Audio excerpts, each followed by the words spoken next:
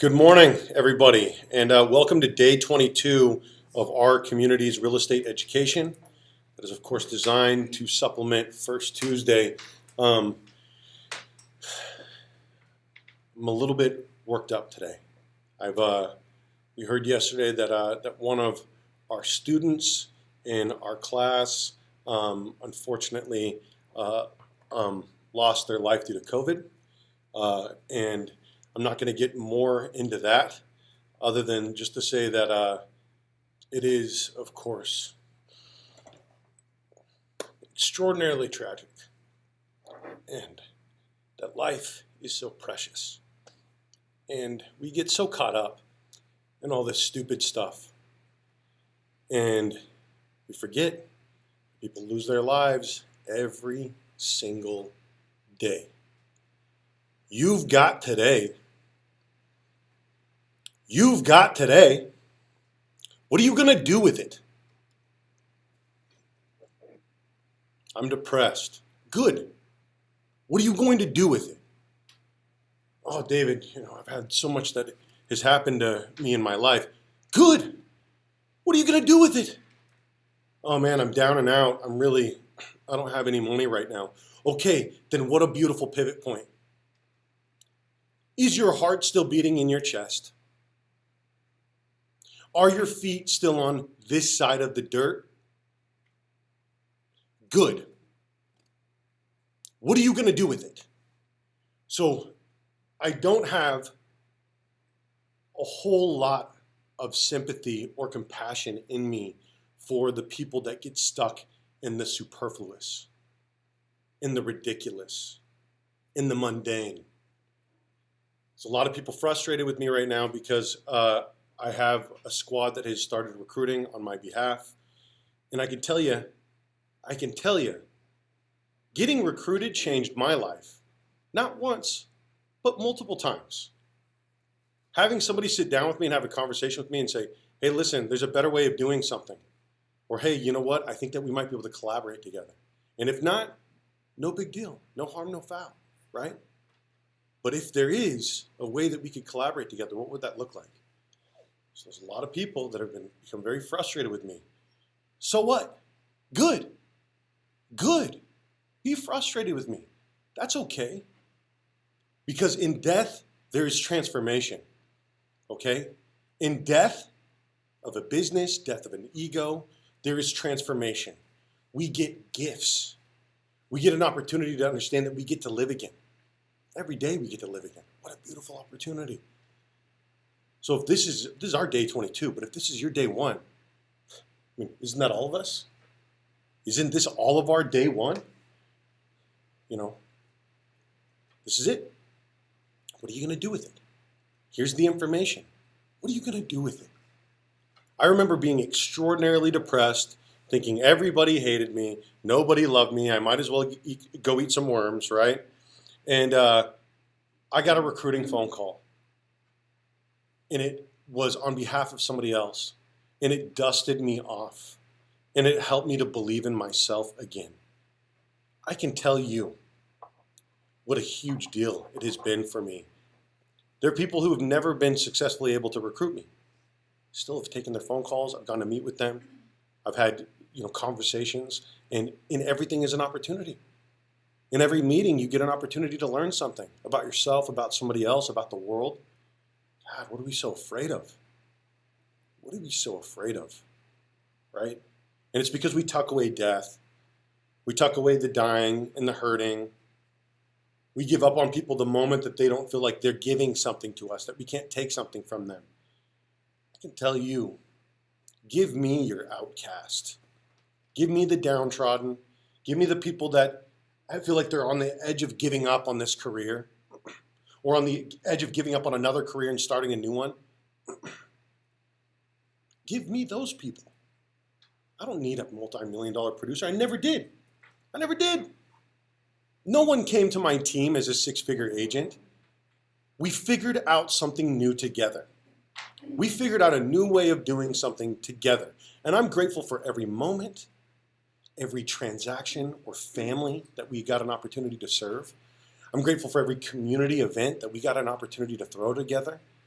And at the end of the day, I understand people have different paths. I went through a spiritual crisis that people will continue to hate me for the rest of my life. I understand that's okay. I had to get reconnected with me.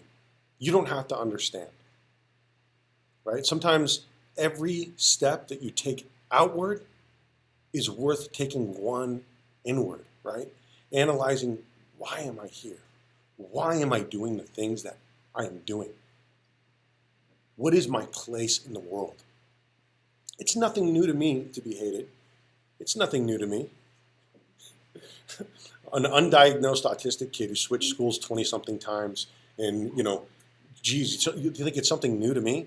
Growing up in the 90s, jumping around from place to place, with being as socially awkward as I am, saying whatever is on my mind, you think that wasn't rough? Whew, you have to bury me. I have no muzzle anymore. I know what it's like to put that on myself. I don't ever want to do that again. Yeah. So if what I'm saying is making you uncomfortable, feel free to tune out. I'm okay with that.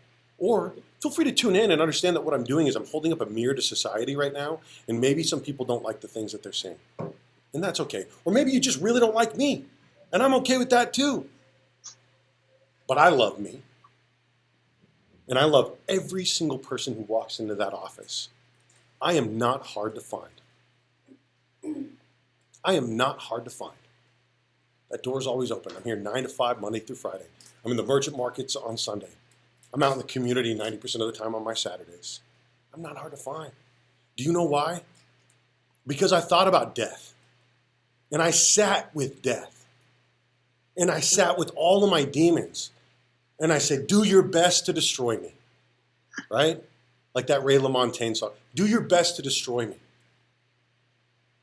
I've been through hell so many times, I have to admit, you kind of bore me. I am here in the darkness to bring light. I'm not here in the light for you. I'm not here in the light, hanging out with a bunch of people in the light, talking about how we all got it made. I'm not hanging out in the church, talking about how we all found Jesus, right? I'm with a bunch of radical Christians out in the streets trying to change stuff, right? What will you do when you realize that these are God's hands? What will you do? You keep looking around the world talking about how somebody's got to change things or you could change it. Okay? Change starts here. Then it starts in the family. Then it starts in the community, right? We all want to point at the person at the top and say, Washington, D.C., save us. Sacramento, save us. What have you done lately? Okay? I'm not talking about condemning you. I'm saying come to the table with me. Come to the table with us. It's not just about me. God, we get lost in the woods. A heart stopped beating. A heart stopped beating. Somebody that was participating in this real estate school. One of the reasons we decided to translate this class into Spanish, they're no longer with us. They're no longer with us. And here we are. And here we are. Throwing shade over something stupid as recruiting. Something as stupid as recruiting. What an honor it is to be recruited. To be plucked up and dusted off and say, hey, I believe in you. I believe in you.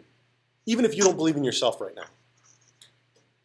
Shout out to Sophia the Great for having enough courage to bring me in and dust me off and say, I believe in you, Serpa. I love you. You're awesome. You're valuable, right? You are loved. I love you for everything that you are. God, what a beautiful thing. Golden, when he recruited me, what a beautiful thing. He recruited me for like 2 years almost, a year and a half, right? And you know what he did for most of it? He just listened to me. He just listened to me. That's what recruiting is a lot of times. It's just listening to somebody that's hurting. It's just listening to somebody who's got an idea that maybe was told, hey, that's a stupid idea. Instead of, hey, it's an interesting idea. How do we figure out how to do that, right? My God, Golden dusted me off, man. He listened to me when I was at my darkest. He was a light for me when I went off railing about how much I hate the real estate industry and how much I'm never going to come back and how much it just is so terrible. And you know what he continued to say to me? He said, that's exactly why you need to come back, Serpa. That's exactly why you need to come back. It's like, Golden, knock it off, man. I'm busy. for a long time. Golden, shut up, knock it off. Hey man, I'm just here because I love you. I'm just here because I love you. And when he came out to see me, it was because he loved me. It had nothing to do with recruiting. I'll tell you that. When a lot of people were talking about, oh, Serpa's on cocaine, which I've never done in my life. Never done in my life. I was out in Weatherford College talking to Cheyenne Beecham's college. Jesus. I got a call saying I've been banned from an event, going through autistic burnout, an autistic meltdown, needing friends, needing family, cast out. I know what that's like. So if you know what that's like, holy smokes, come here. Holy smokes, come here. I'll dust you off. I'll believe in you until you believe in you. We'll figure it out until we can't figure it out. I'm okay with that too. But man, we all need somebody to believe in us sometimes. We all need someone to believe in us. Isn't that the truth? And what other than recruiting is saying, hey, I believe in you because I believe in you. I believe in every heartbeat. That's the premise of our community. That's the premise of our community. Everyone is valuable. Everyone is important. You are all a part of this human body. So that's why we say, come in. You're an agent owner. Create your ownership. Make this what you need it to be. Because it's not about left wing, and it's not about right wing, it's not about Christian, and it's not about Muslim. It's about these walls coming down, bringing the community in, and then thinking, what can we build together? But real estate agents are so filled with hate, so filled with contempt, and it's something that is in our industry. It's something that needs to be plucked out at the root. That's the truth. And I know it's day 22, and I know I'm supposed to talk about a bunch of this stuff, but I've been under attack. People have been talking about me, and I'm telling you, I watched Dave Chappelle talking about Unforgiven, talking about somebody else owning his name. Been there. Had my name owned before. File your own DBA, family. File your own DBA. I believe in you. You're valuable. You're important. You matter. If you've been told anything other than that, you're in an abusive relationship. I don't care if it's with your boss, your broker, your preacher, your coach. If you've been told you're not important, you'll get there someday, and not you're valuable now, whew, find the door, family. Find the door in a hurry. Yes. It's not like we forgot what that scripture came from about cornerstone. Give me that person that has been thrown out. I'll make them the cornerstone of this. I'm so disappointed, man. But this is everything that I ran from. This is the whole reason I left this industry for as long as I did. But that's why Golden kept believing in me and saying, Serpa, that's why you have to come back, brother. That's why you have to come back. But I ran and I hid and I isolated until I learned how to insulate, so that I could heal and come back a better version of myself. And I can tell you, you're gonna have to stop my heartbeat this time if you want to stop me. You're gonna have to stop my heartbeat.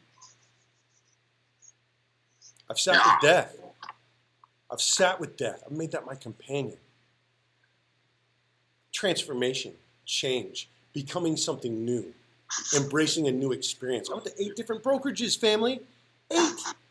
8 different brokerages. Looking for value. Looking for reciprocity. Looking for collaboration. Right? Okay? Looking for more than just being the poster child of a deal that no one else was able to get. EXP, you're starting at ground zero with everybody else. Sorry to say so, but sadly it's true. Bang-ups and hang-ups can happen to you, right? Okay, but dust yourself off. Get out of the waiting place. There's a lot of people I've been talking to that are hurting lately.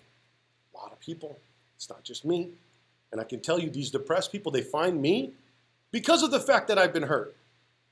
And I tell them, sit with your depression, man. Everybody else is telling you to put it away somewhere. Sit with it.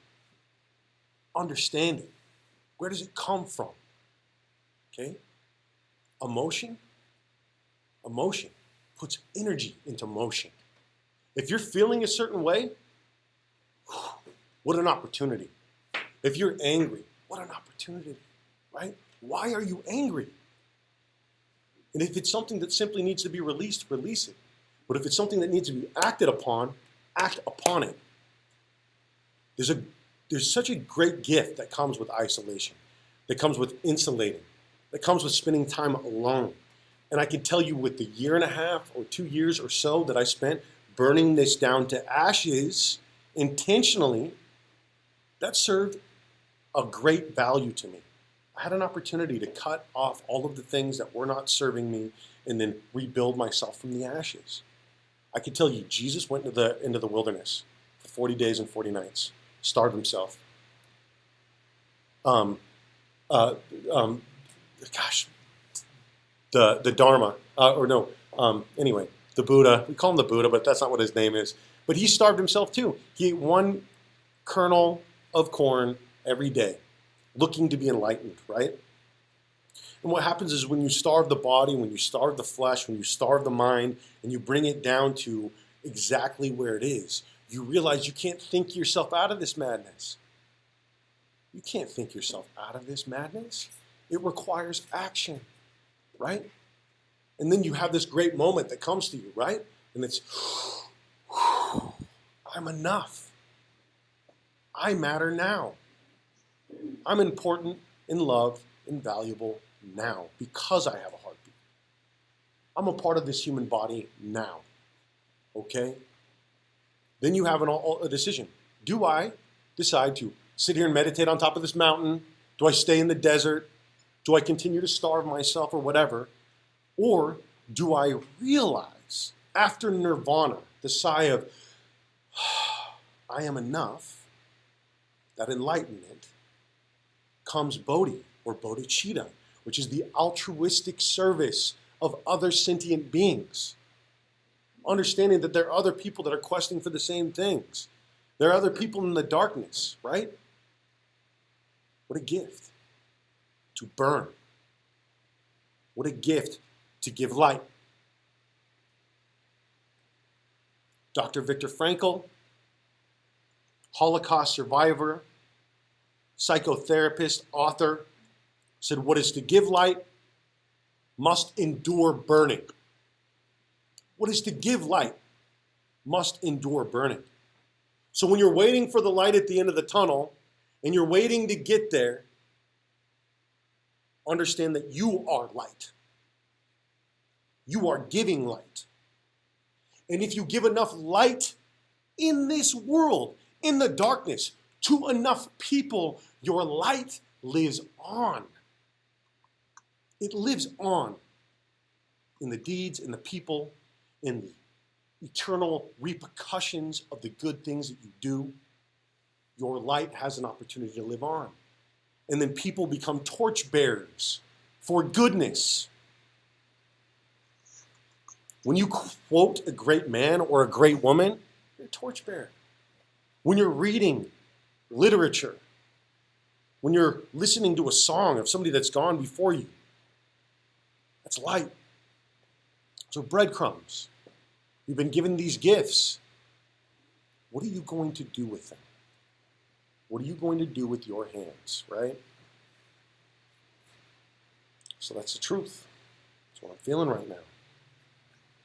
Tired of the hate. But I understand that what is to give light must endure burning. Burn me. Flog me. Drag me. Burn me. I'm in. I understood when I came back to this industry what might happen. I understood when I decided to place my hands on this world, because they don't belong to me, what might happen. I'm in. My partners are in. Christian Tikas is a radical. He's a Christian. He is this beautiful man. And although we have these differences, we overlap so greatly because we're both a part of humanity. And we serve together. And we're radicals together. And the other day we were talking about death here in the office with all the young guys and everybody in here, and we're talking about the willingness to die. And he says, I know what's going to happen to me when I die. I'm excited about it. I'm excited about going to God. Send me. You think that business isn't personal. You think that business isn't personal. Dave Chappelle said, you deny a man a right to feed his family, that's akin to killing a man. There's a lot of people in California that have felt this, and throughout this country, that have felt denied the right to feed their family, denied the right to go and get bread to feed their family. What are we going to do about it? And if your best answer is to sling mud at me,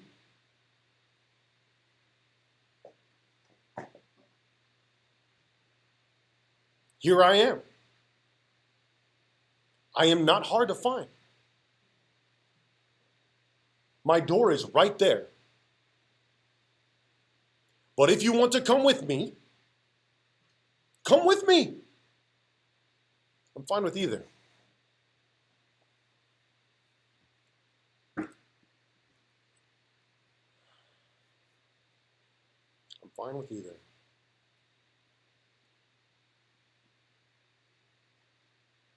Today we're supposed to talk about. Sure, this is what we're supposed to talk about, right? Today we're supposed to talk about all this different stuff. But I'll tell you what, I sat down with a high school teacher and he talked to me. He said, sometimes you just got to come in and you got to talk about what's on your heart. And then leave the reading for homework. That's what he told me. I think there's a lot of wisdom to that, right? Sometimes you got to come in and you got to talk about what's on your heart. Okay? I can tell you, I don't remember a single lesson on the day that the Twin Towers went down. But I remember my professor sitting with us.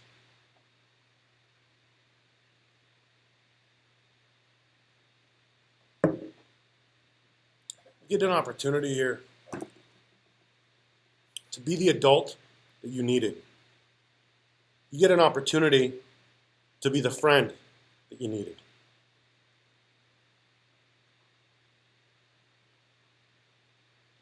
Or you can't, or you don't. Or you decide not to, right? The time is now. You're the person you've been waiting for. I don't know why. I don't know why we wait. I don't know why we wait for other people to save us. Okay? But I can tell you, I will believe in you until you believe in you. That's the God's honest truth. Geo Kilmer put up this great post the other day. He said, all the people saying all the terrible things about me won't tell you how I was once good to those people. I was once good to those people, right?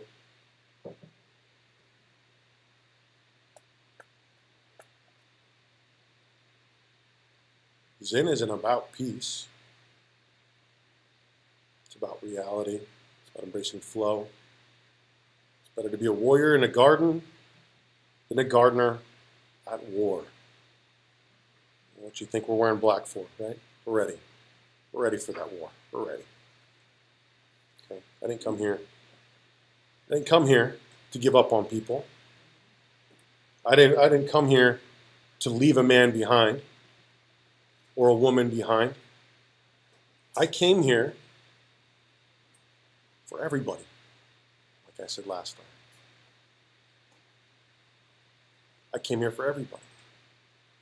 Now, if you hear it and you don't want it, that's fine. That's fine. But I came here for you. We can talk about the stock. We can talk about the revenue share. We can talk about how all of it has killed my cap 3, 4, 5 times over. We can talk about all that. But for me, it's about community. For me, it's about community. That's why it's up on the wall. It has nothing to do with real estate. And everything to do with real estate.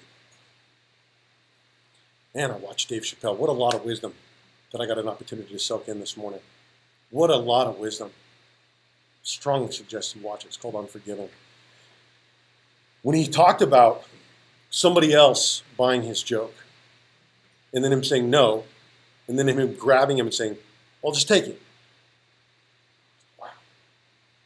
And he talked about Comedy Central owning his name into perpetuity. Whew.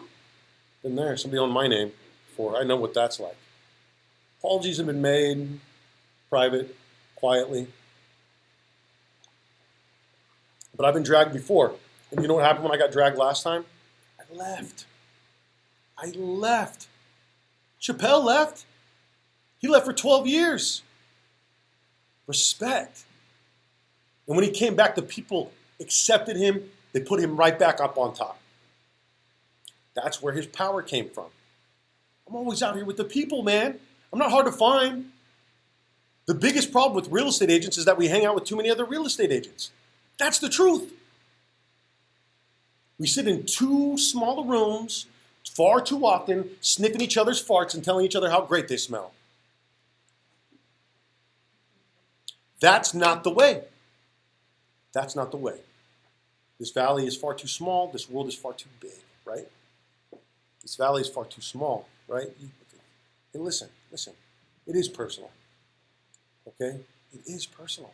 Because I realize that I'm not the only person that's been treated like this. It doesn't make me unique. It bonds me to humanity that I've been treated like this. Drag me, burn me. Oh. That's why this is orange. That's why my brand is orange. It's fire. It's all fire. Orange is a controlled fire. Prometheus stole fire from the gods to help humanity heat their food, to help keep them warm, to help them fend off the wild animals, and he was dragged for it. Tied him to a rock, a giant eagle ate out his liver every day. Prometheus, read up on it. We're all trying to push that big boulder up the hill by ourselves. We're all trying to make it to the top of the mountain by ourselves. Standing on the top of our ego, right? I'm so great, look at how much weight I can push up to the top of this hill all by myself. And that boulder goes tumbling back down, once again, all the way to the bottom. And we're surprised. That's the death. That's the ego death. Remember the scripture. It is easier for a camel to pass through the eye of the needle than it is for a rich man to pass through the gates of heaven. Or do we just forget that part? Or does that part just make us uncomfortable? Right? Does that just make us uncomfortable? The part about, it being hard for a rich man to pass into the gates of the kingdom of heaven? I make people uncomfortable. You hypocrites. You hypocrites. Sit with it. Accuse me of all the things that you guys did. You hypocrites. But I'm a radical.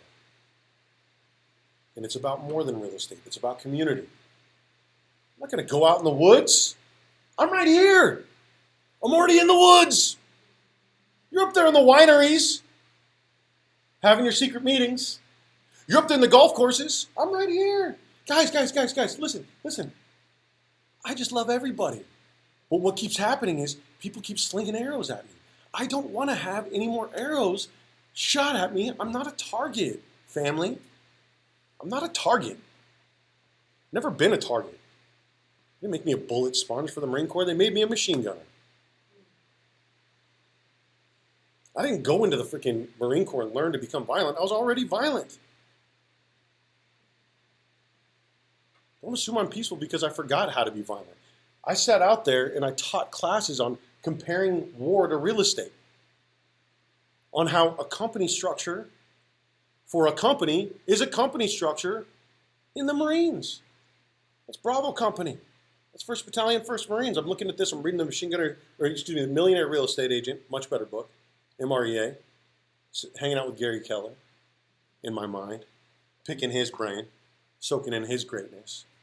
And I'm like, ooh. So team structure is squad structure. Okay, interesting. Then I'm looking at the map of French Valley. I'm like, oh, that's terrain. Well, every war throughout history has been fought over real estate, right? We have to control the wealth if we're going to control the narrative. We have to serve the community if we think that we're ever going to be served. People want to condemn me for that. People want to mock me for that. Hate is displaced, but I welcome it. Orange, burn for it. Excited about it. I've been excited about burning. Been a little chilly lately. Been